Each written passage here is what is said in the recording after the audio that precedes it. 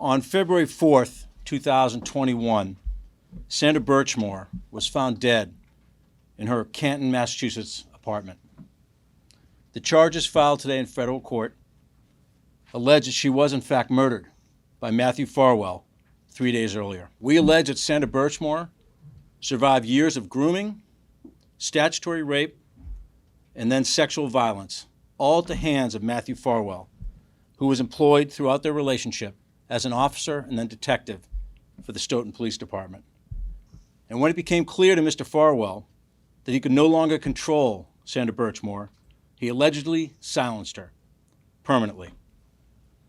This morning, Matthew Farwell was arrested on a federal grand jury indictment, charging him with one count of killing a witness or victim. Specifically, Mr. Farwell is charged with violating Title 18 United States Code 1512 for killing Sandra Birchmore with the intent of preventing her from communicating information about his possible commission of federal crimes. Back in 2021, with the information that was available, Sandra Birchmore's death was ruled a suicide, or deemed a suicide. But over the last year or so, the FBI and our office have been working exhaustively with our state partners.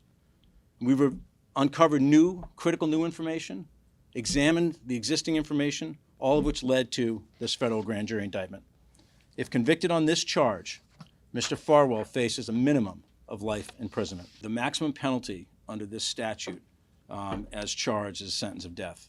And whether to seek the death penalty in a federal case is decided at the highest levels of the Department of Justice.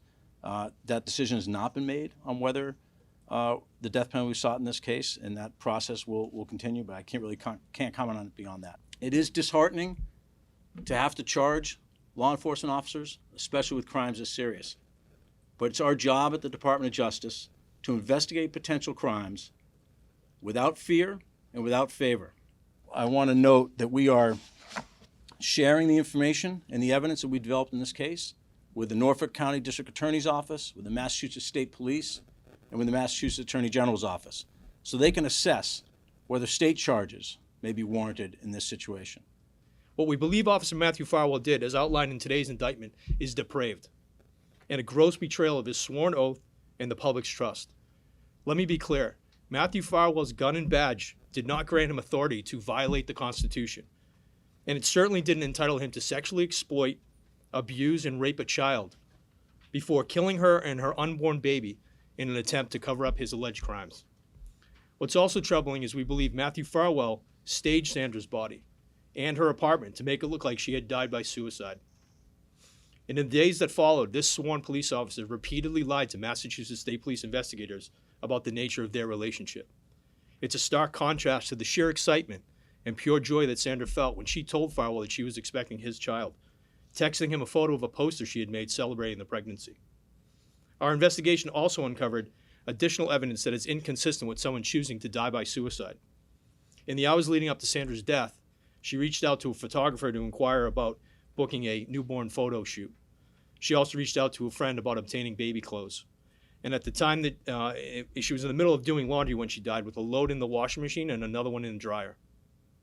There's no question this was a complex investigation, and our work is not done.